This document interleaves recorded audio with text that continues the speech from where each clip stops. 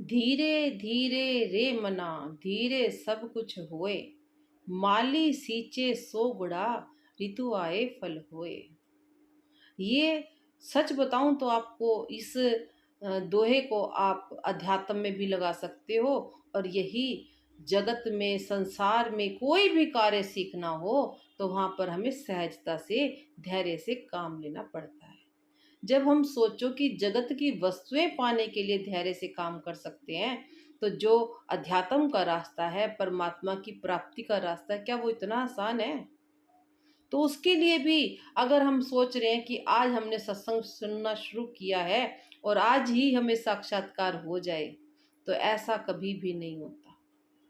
बहुत लंबे समय तक सत्संग सुनना पड़ता है। और ये अध्यात्म की प्रक्रिया है, श्रवण, मनन और निधिध्यासन। पहले सुनो, सुनना भी कैसा हो, सुनना भी, श्रवण भी जो है विवेक पूर्ण होना चाहिए। यानी कि जब हम सुनने बैठे हैं तो हमारा ध्यान पूरा का पूरा सतगुरु की निगाहों में, उसके वाणी पर होना चाहिए। और जब इस तरह से हम श्रवण करते हैं, उनकी नजरों से नजरें मिलाकर, तो ज्ञान हमारा सीधा हृदय में उतरता है। और फिर उसके बाद जब वो धीरे धीरे हृदय में उतरता है, तो फिर उसका हम मनन करते हैं। मनन को एक तरह से संसारिक भाषा में जुगाली भी बोलते हैं। जुगाली का मतलब होता है, जैसे आपने देखा होगा, पशु जो है खाना खाने के बाद उसको चबाते रहते हैं।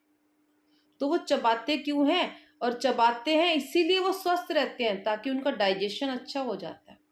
तो इसी तरह से एक शिष्य भी जब उस सुने हुए ज्ञान को मनन करता है, तो इसको जुगाली ही बोलते हैं। और वो नहीं करता जुगाली, तो इसका मतलब उसका सत्संग सुना हुआ कामयाब नहीं हो रहा। और धीरे धीरे जब मनन उसका बिल्कुल विधि पूर्वक होता है, तो निधिध्यासन अपने आप ही हो जाता है, अपने आप ही, करना नहीं पड़ता। तो ये प्रक्रिया है, इसीलिए कहा है धीरे धीरे रे मना, धीरे सब कुछ होए। अगर माली 100 गड़ा डाल दे, फटाफट पानी डाल दे, तो क्या उससे पौधा जल्दी हो जाएगा? नहीं। तो ऋतु आए फल होए, यानी कि जब रुत आएगी, जब ऋतु आएगी, जब मौसम आएगा, तभी तो फल होगा। इसी तरह से जब अंतःकरण शुद्ध हो जाएगा, पूर्णतया निर्मल हो जाएगा, तो इसमें ज्ञान ठहर जाएगा। हरिओम।